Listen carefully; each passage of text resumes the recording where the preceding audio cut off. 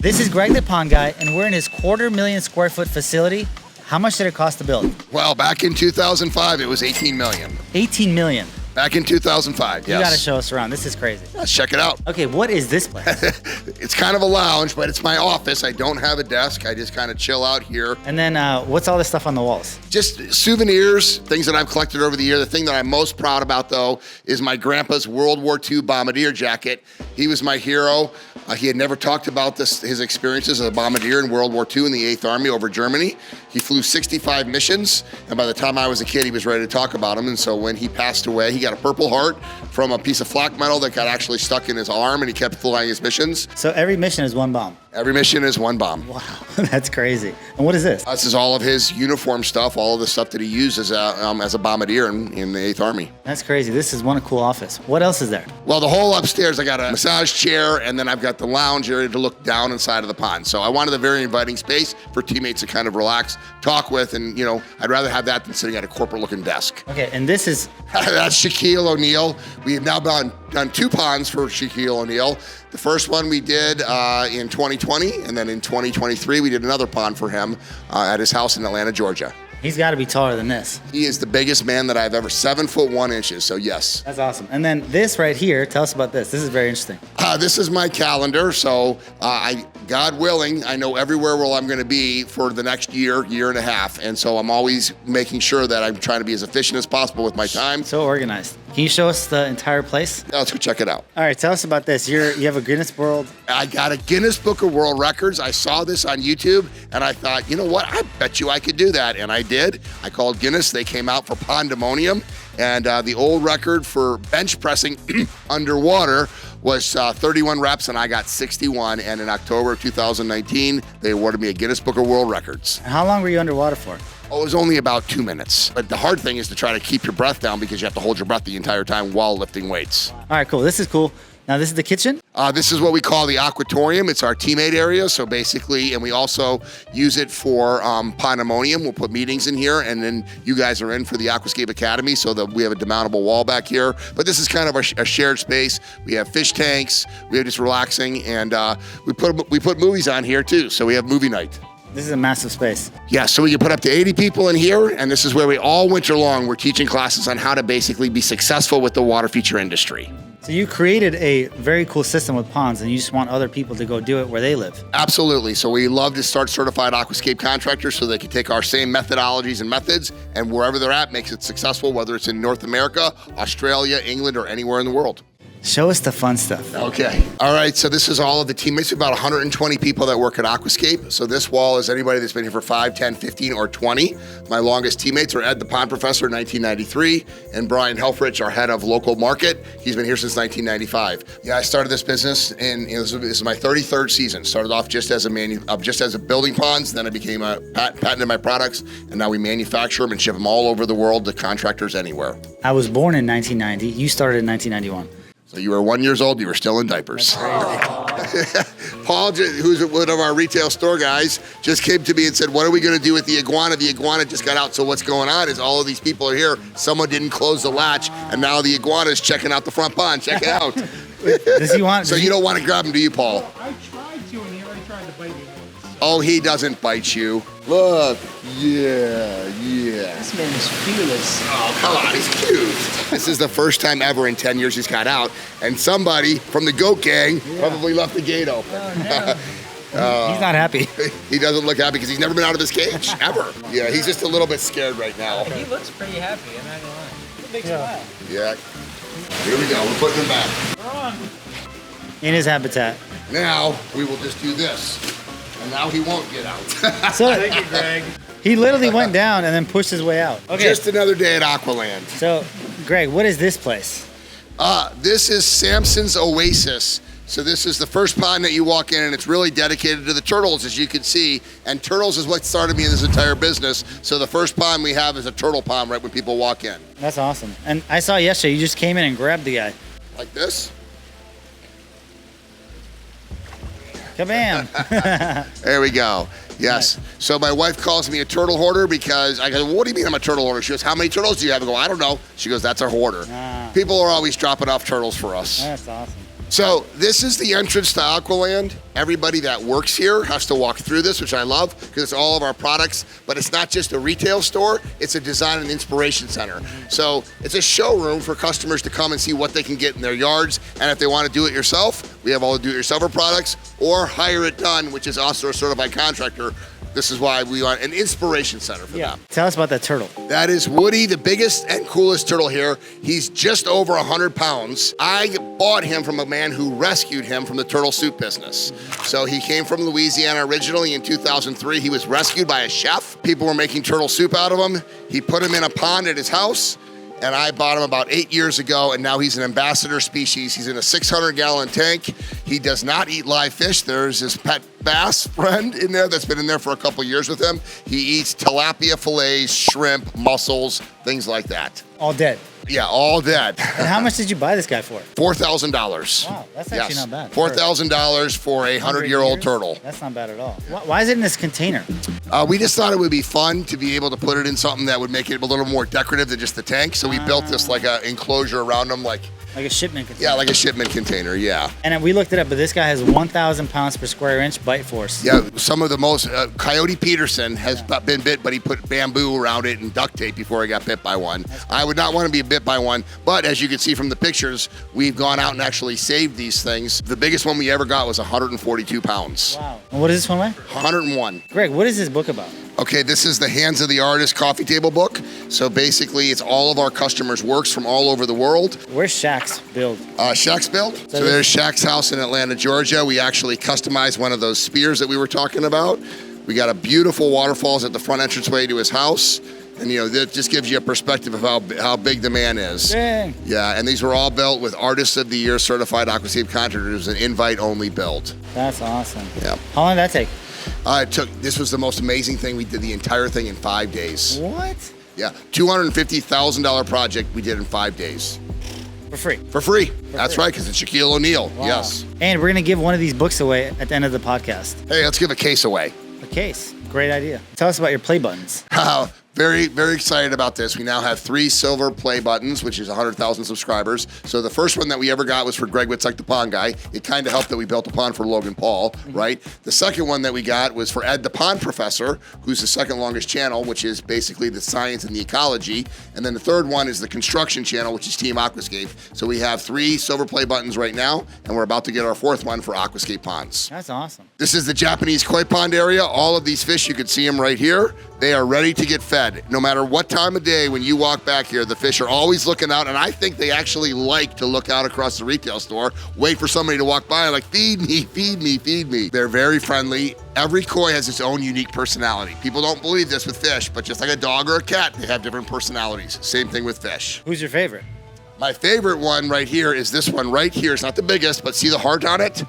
That's a Showa. Hold on, I'll wait till he comes up. He's got an actual birthmark, which is a heart with the way his pattern is, and that's my favorite fish. Right there. Yeah, you can see the heart on the side.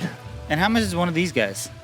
Oh, the most expensive fish in here, I think, is $12,000, which is that one. That's a big dog. Yeah. How old is he? Believe it or not, the fish can get full grown after 5 years. These are just like people. They have super genetics. So that's the Shaquille O'Neal of koi fish. Where's the food at? Food is right here. They don't have teeth. They'll suck on your fingers. Tigran, you're like hesitant. Yeah, come on.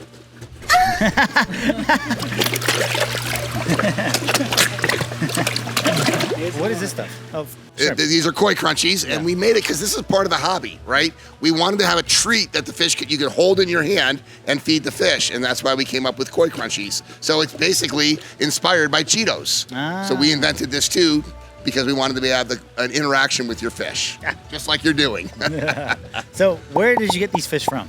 Japan. We go every other year on a buying trip to Japan, and we get the fish. Now, some of these fish came from our customers, but they originate from Japan. So Japan is the mecca of koi in the world, and we go out there every other year. I'll be there this year on a fish buying trip. How do you transport the fish back?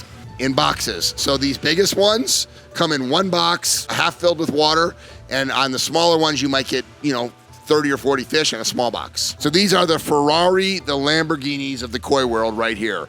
$4,000, $5,000, $10,000, $12,000. Will you sell Shaquille O'Neal? Well, I thought, hey, everything's for sale here. Koi O'Neill. And what you're looking for in koi is you're looking for beautiful coloring and you're looking for fins and then body contour. So some of these fish might go into $200 fish and other of these fish might go into $20,000 fish. And it takes 5 years. A koi can be full grown in 5 years in a proper condition, yes. Wow. Pretty good ROI. So here's all the turtles. So this is what started this business. So they're all just chilling out under the heat lamps over here. And this is why my wife says, how many turtles do you have? I say, I don't know. Turtles are coming and going all the time in this place. We will give turtles away. We never sell turtles. We will give turtles away if someone has a fenced-in property. If you have a pond, you still need a fence because turtles are used to spreading their DNA. Well, Woody's a pretty hard turtle to top, but my second favorite turtle here, check it out. That's Fred. And Fred is a fly river turtle from Papua New Guinea. And it's the only freshwater turtle species with flippers, just like a sea turtle. And he's got a very cute nose, a pig nose. And they're vegetarians. Wow. So they never come out of the water, which is why they have the flippers, and they're vegetarian. So he eats a lot of fruit and veggies. And we do feed him some shrimp, just for some protein, but it's mostly fruit and veggies. Probably 20, 25 pounds. Ooh. Oh yeah, 25 pounds. Look at that. So you can describe, what are you feeling right now? It feels pretty cool. He's actually heavier than you think. Really? Yeah. How many pounds would you say? 25, 30 for sure.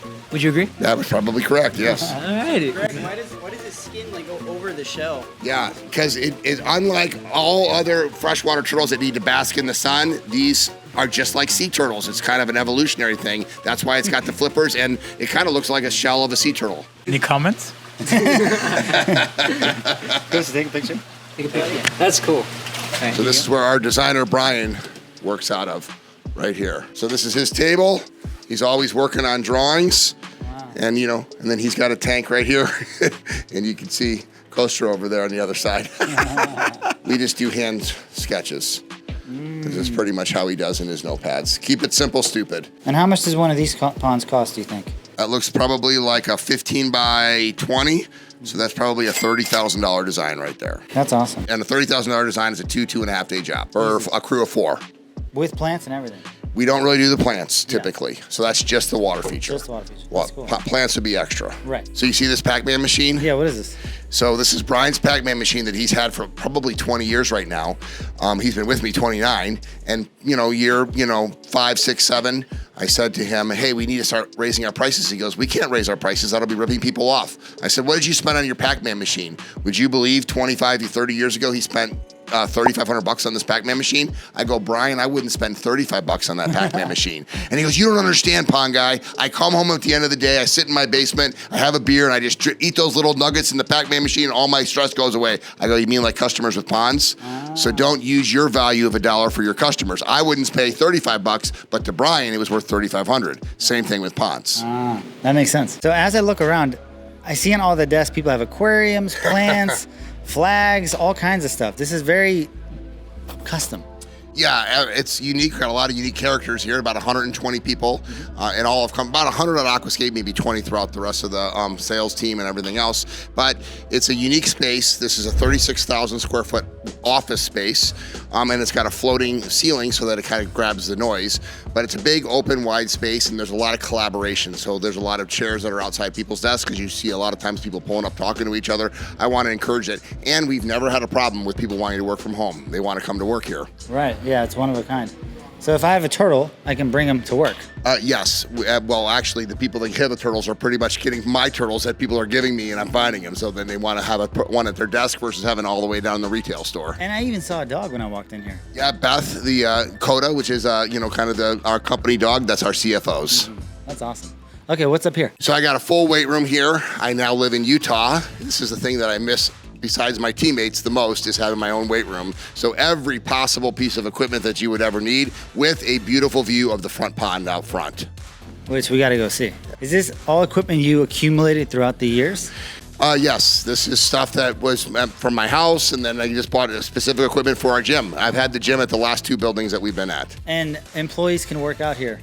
So people always ask when they see these spaces, do teammates abuse this? And I've never had a problem with a teammate working out in the middle of the day because I know they're going to be more productive at work if they spend 30 minutes in the gym, in the middle of the afternoon, running on the treadmill or lifting weights. I know they're going to go back to their desk and be more productive than someone just sitting at their desk all day. Right. Get a quick pump, wake up real quick, and then boom, back to work. And then right out here is the 600,000 gallon signature pond. Do you see the cave, Tigran? Right there? No, not the cave that you can go behind the waterfalls. Do you see the other cave in the pond right now looking down? You see it? There, Yes, there it is. There's the cave. So you can swim under there. Yes, so you can go, it's a 20-foot cave in the middle where you see the hole. That's where the escape hatch is. Have you ever jumped from here? Well, I originally built that little area for a zip line, and then the insurance found out about it, and I was not able to make my zip line. But have you jumped from here? No, because it's 10 and a half feet deep out there. You'd have to take a flying leap out there, and I'm not that, I'm not Danny Dobrik. Right. Yeah, right there was where the Guinness Book of World Records was set with 500 customers looking around. All right, so here, there's a ladder out here. You want to climb up on the roof? Yeah. All right. And there's our friend the goose up there. They're making nests right now.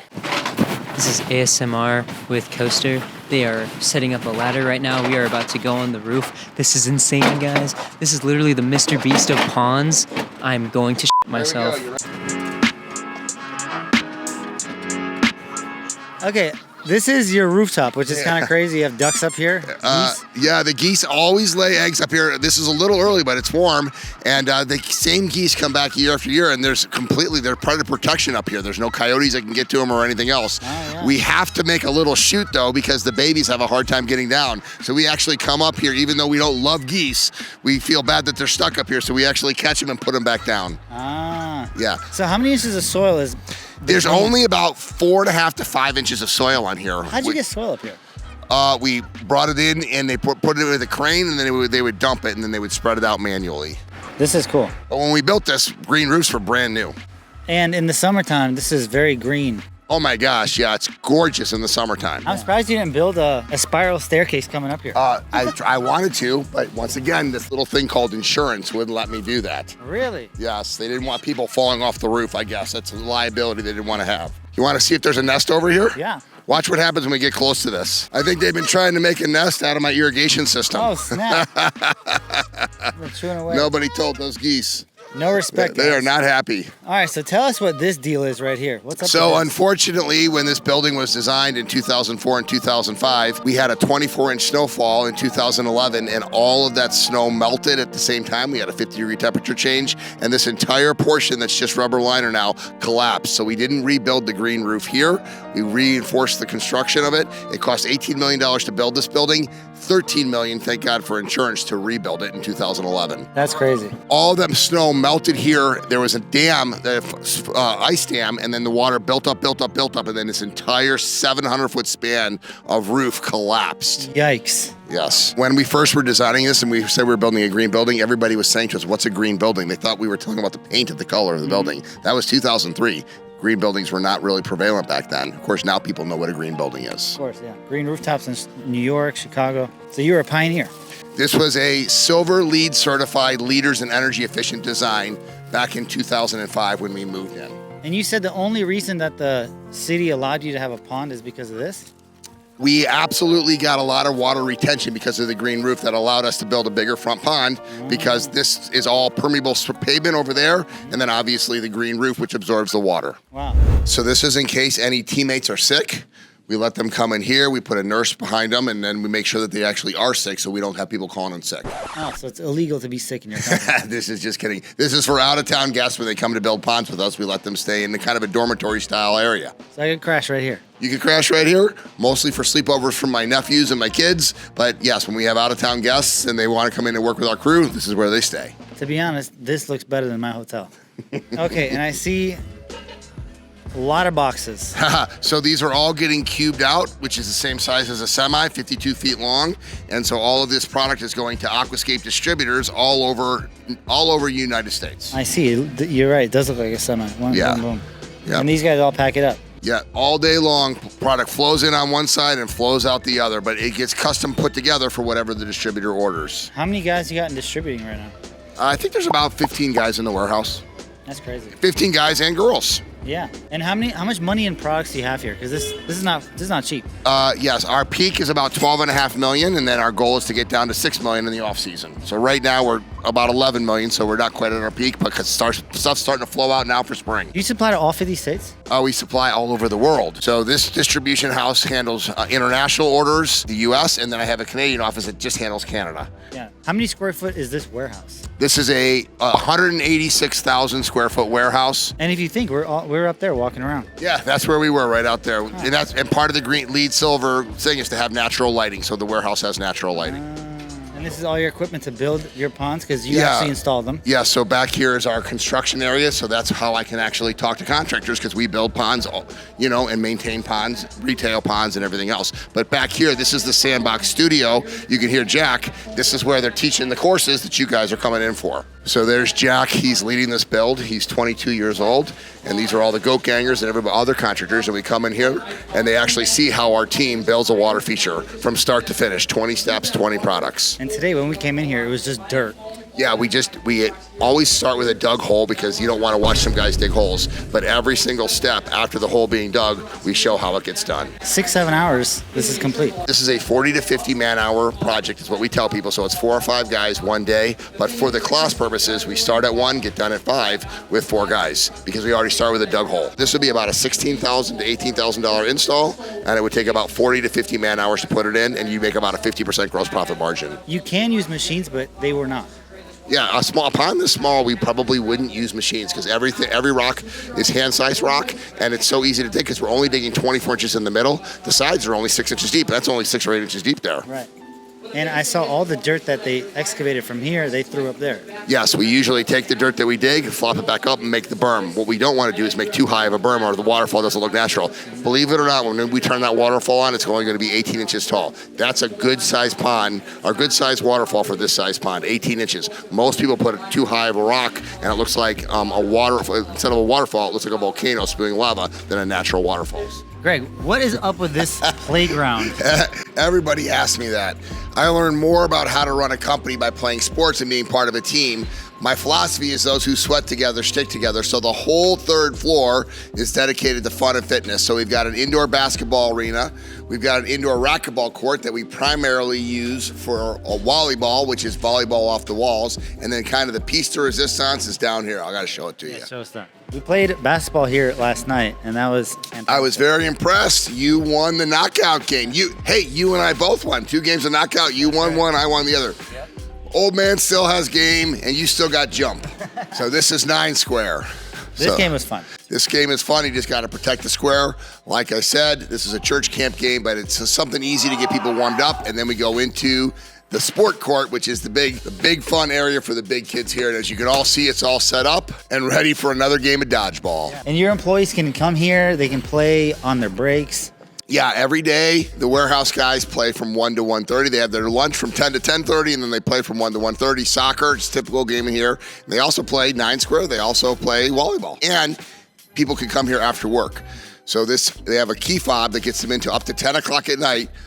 And weekends, they can come here all year round with their families. They can bring their kids. They can bring their kids. As long as they're with their kids, they can bring their kids. Yeah. Kind of makes it pointless to have a gym membership because you have everything here. A gym, soccer, and it's private.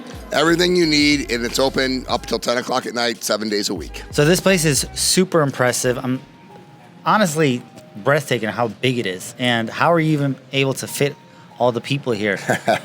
Thank you for showing us. And do you have anything to say about this whole place? Well, look, this has taken me, you're 32 years old? 33, yeah. Yeah, okay. So for as long as you've been alive, I've been doing this business. So it took a long time to develop. We've gone through a lot of ups and downs over the years. But as we talked about in our seminar, you learn more from life's valleys and mountaintops. This is my team. I wanted a place that the people would want to come to work at. We were able to create a workplace utopia, which was my goal with this place. And every day that I get to come here is an absolute blessing. So if you guys want to see a full in-depth version of how he built his business, how he hired employees, all the financial problems you had when you first started. Absolutely. Click the link and you'll see the whole podcast. Later. I love my job.